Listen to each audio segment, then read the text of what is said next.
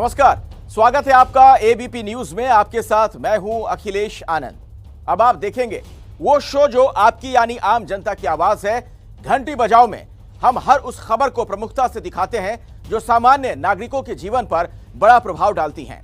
तो हमारा प्रयास है जनता के मुद्दों पर सरकार और सिस्टम से हर जरूरी सवाल पूछे जाएं ताकि कोई भी अपनी जवाबदेही से बचने ना पाए। क्या आप जानते हैं कोरोना की पहली लहर में जितनी मौत हुई उससे ज्यादा जान तो अपने देश में सड़क हादसों में चली जाती है। जी हां, चौंकिए मत। भले ही अपने देश में दुनिया भर में इस्तेमाल होने वाली गाड़ियों की सिर्फ 1% गाड़ियां हों, लेकिन सड़क हादसों में जान गंवाने वालों के मामलों में भारत दुनिया में नंबर 1 है। सड़क हादसों के कारण देश की जीडीपी को 3.14% यानी करीब 6.25 लाख करोड़ का नुकसान भी होता है। मतलब ये कि सड़क हादसा सिर्फ किसी एक परिवार की खुशी नहीं छीनता, बल्कि इससे पूरा देश कई तरीकों से प्रभावित होता है। सवाल यही, सड़क दुर्घटनाओं पर लगाम लगाने का कोई ईमानदार प्रयास क्यों नहीं होता? रिपोर्ट देखिए और सड़क हादसों को रोक पाने में नाकाम सिस्टम के खिलाफ 8422-840000 पर घंटी जरूर बजाएं।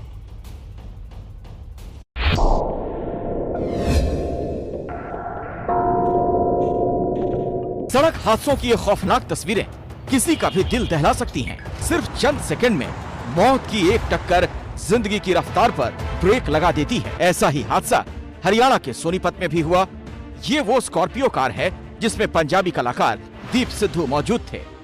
पिछले साल 26 जनवरी को लाल किले पर हुई हिंसा की वजह से चर्चा में आए दीप सिद्धू की इस दुर्घटना में मौत हो गई।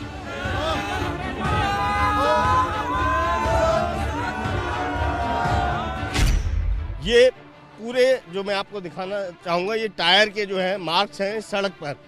तो ये गाड़ी लगभग 40 मीटर, ये आप देख सकते हैं। यहाँ पर भी जो है गाड़ी के पार्ट्स हैं बुरी तरीके से, कांच आदि जो प्लास्टिक के पार्ट या जो और भी गाड़ी के पार्ट्स हो सकते हैं वो बुरी तरीके से क्षतिग्रस्त हैं और काफ़ी चौड़े मार्क आए हैं टायर के सड़क पर रगड़ने के। बताया जा रहा है कि टक्कर लगने के बाद गाड़ी लगभग 40 मीटर तक ऐसे ही रगड़ती हुई सड़क पर गई है और उसी के कारण ये टायर के मार्क्स आए हैं यहाँ पर।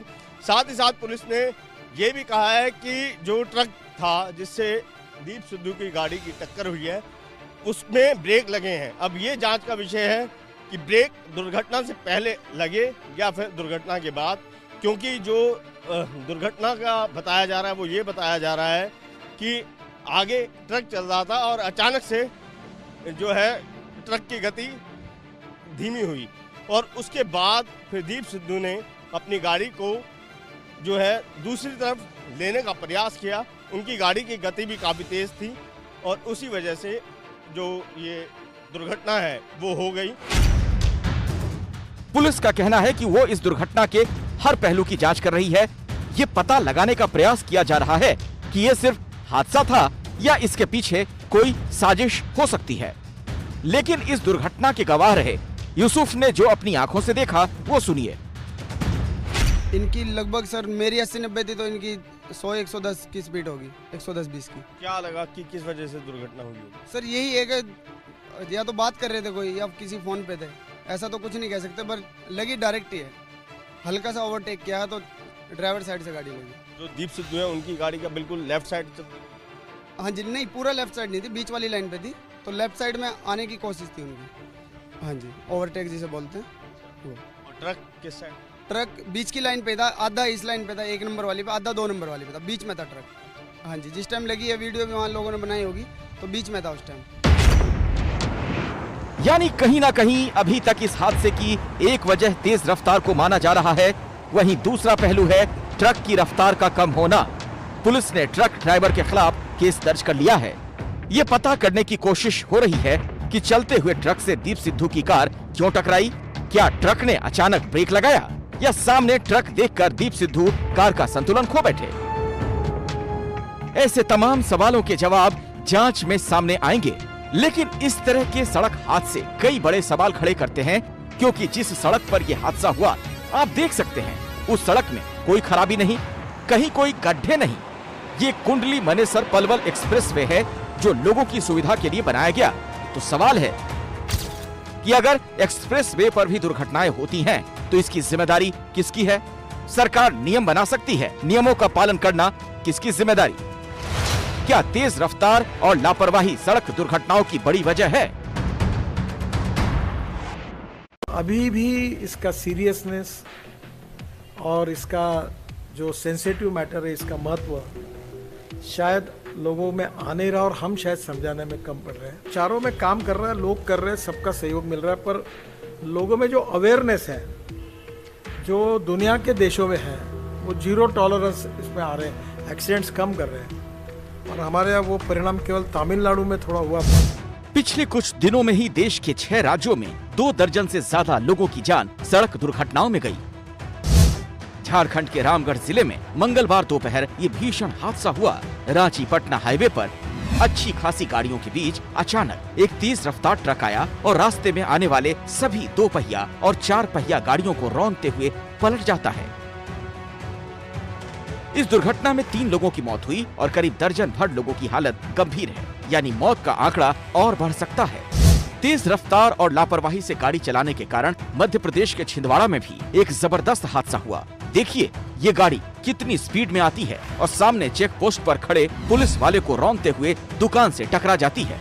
जांच में पता चला कि इस कार में मौजूद लोग किसी पार्टी से लौट रहे थे।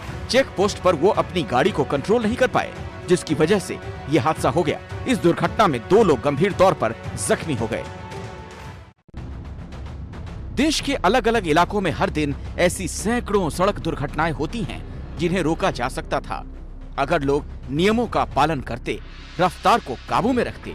लेकिन ऐसा होता नहीं और इसी का नतीजा है कि सड़क दुर्घटनाओं से होने वाली मौत के मामले में भारत दुनिया में सबसे आगे है।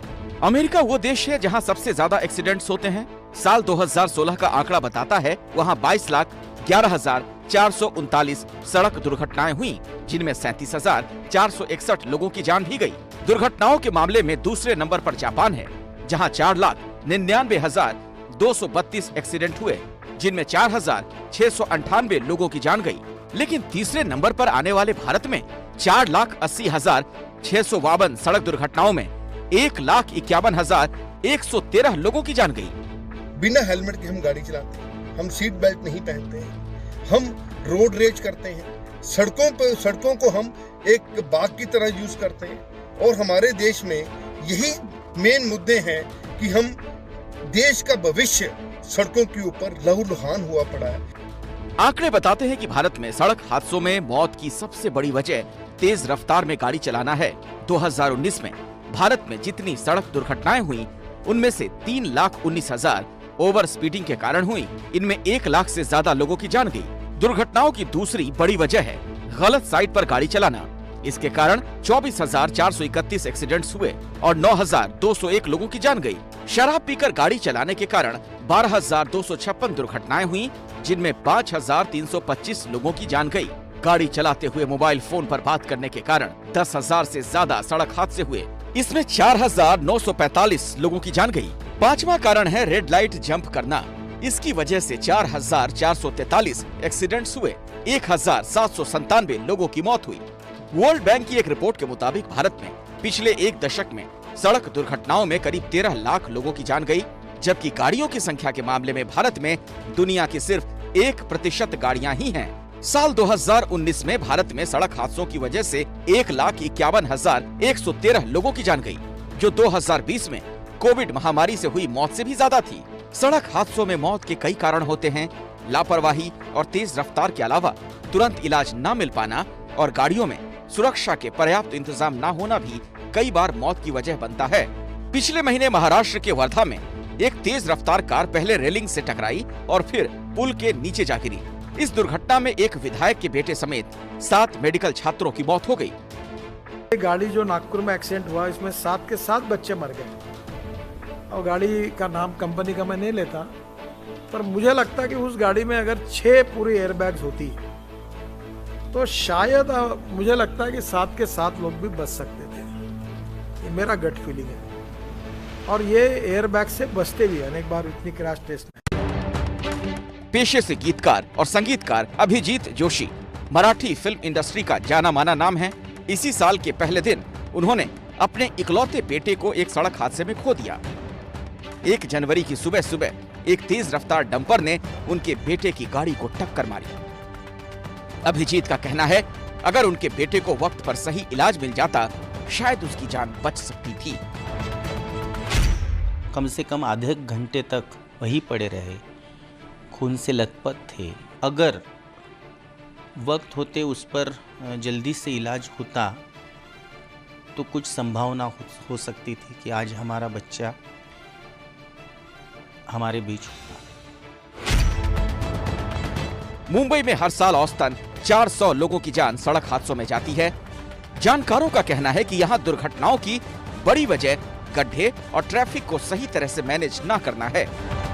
कनेक्टिविटी और दूसरी रोड की कंडीशंस, जिसके कारण ट्रैफिक जाम होता है। लोग जब टाइम लॉस करते हैं तो उसको कवर करने को स्पीड बढ़ाते या एक्साइटमेंट में एक्सीडेंट्स होते हैं, जिसके कारण मेनली जो रोड की कंडीशंस है वो तो सबको मालूम है। पोर्ट होल्स है, क्वालिटी है, डेब्रिज है, सैंड्स है रोड पे, जिसके ऊपर टू व्हीलर्स और ब्रेक के कारण लोगों का एक्सीडेंट्स होते हैं। केंद्रीय सड़क परिवहन मंत्री नितिन गडकरी का कहना है कि अब वो ऐसी योजनाओं पर काम कर रहे हैं जिससे अगले 3 सालों में सड़क हादसों की संख्या 50% तक कम हो जाए। रोड सेफ्टी हमारे लिए बहुत महत्वपूर्ण है। जितने आतंकवादी और जातीय दंगों में लोग नहीं मरते, उससे ज़्यादा लोग इसमें मर रहे। लड़ाई में भी नहीं मरते, तीनों को मिलके जो टोटल की उससे ज़्यादा लोग हमारे रोड एक्सीडेंट में मरते। 1.5 लाख और 2.5 लाख 3 लाख लोगों के हाथ पैर वो दिव्यांग बन जाते हैं, उनका लाइफ खराब हो जाता है।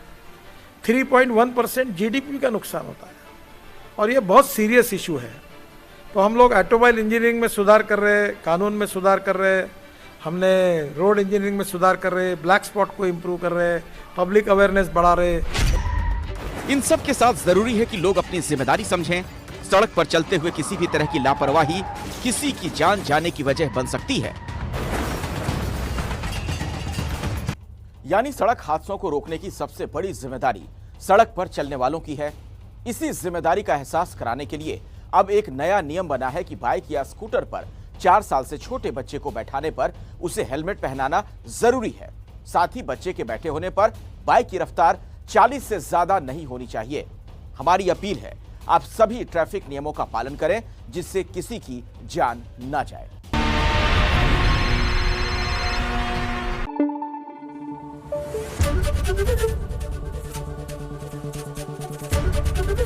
एबीपी न्यूज आपको रखे आगे।